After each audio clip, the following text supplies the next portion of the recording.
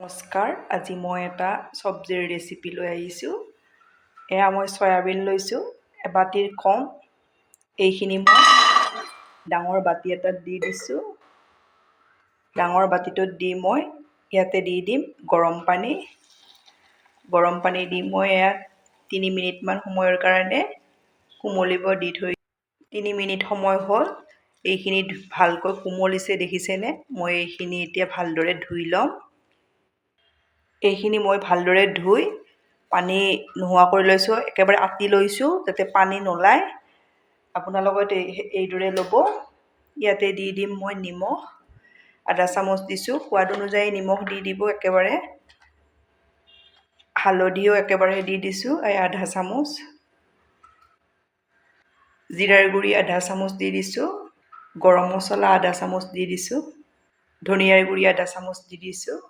এতিয়া মই ইয়াতে দি দিম এচামুচ দৈ।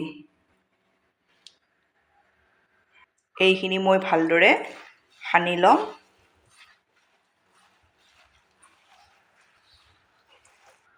এয়া মই ভালদৰে সানি ল'লোঁ। 3 মিনিট সময় মই ঢাকনি দি থৈ দিম। এয়া গেছত কেৰাহী এখন উঠাই দিছোঁ। ইয়াতে দি দিম মই তেল। মই 3 চামুচ দি দিছোঁ। তেলখিনি ভালকৈ গৰম কৰি ল'ম। এয়া তেল গৰম হৈছে। ইয়াতে দি দিম এখিলা তেজপাত, জিৰা কেইটামান, লং 2টা দি দিছোঁ, ডালচেনি সৰু এটুকুৰা দি দিছোঁ, এয়া কেঁচা জলকীয়া 2টা দি দিছোঁ। এতিয়া মই ইয়াতে দি দিম পিঁয়াজ এটা মিক্সিত মাৰি লৈছিলোঁ।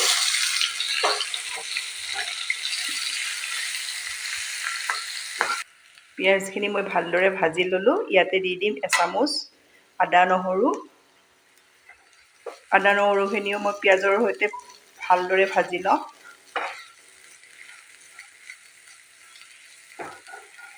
সদায় চব্জি বনাওঁতে মছলাখিনি আপোনালোকে ভালদৰে ভাজি ল'ব। পিঁয়াজ, আদা, নহৰুখিনি মই ভালদৰে ভাজি ল'লোঁ। মিক্সিত মই বিলাহী এটা পিচি লৈছিলোঁ। এইটো মই দি এইখিনি ভালদৰে ভাজি ল'ম। মছলাৰ সৈতে মই বিলাহীখিনি ভালদৰে ভাজি ল'ম।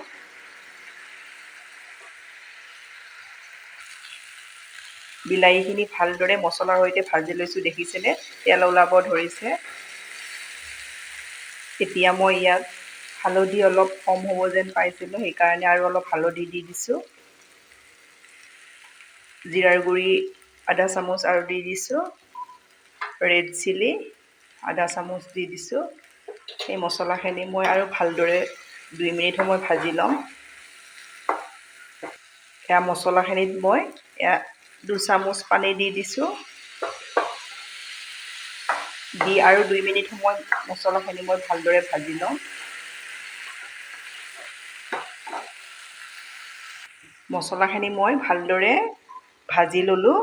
এতিয়া মই ইয়াতে দি দিম মেৰিনেট কৰি থৈ দিয়া চয়াবিনখিনি।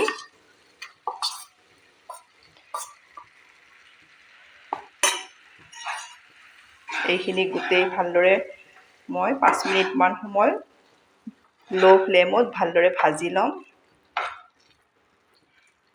চয়াবিনখিনি মই ভালদৰে ভাজি ল'লোঁ। ইয়াতে দি দিম মই বইল কৰি থৈ দিয়া 2টা আলু।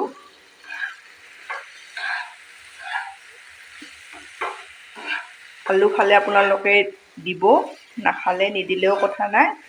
অমিতাও দিব পাৰে। আপোনালোকে অমিতা বইল কৰি এইদৰে দিব পাৰিব। এইখিনি মই আৰু অলপ সময় ভাজি ল'ম। আলুখিনি মই ভালদৰে ভাজি ল'লোঁ। এতিয়া মই ইয়াতে দি দিম গৰম পানী।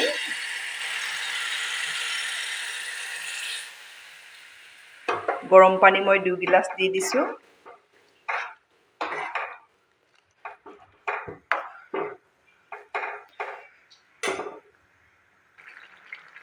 এইখিনি মই ভালদৰে পানীৰ সৈতে উতলাই ল'লোঁ প্ৰায় 5 মিনিট সময়।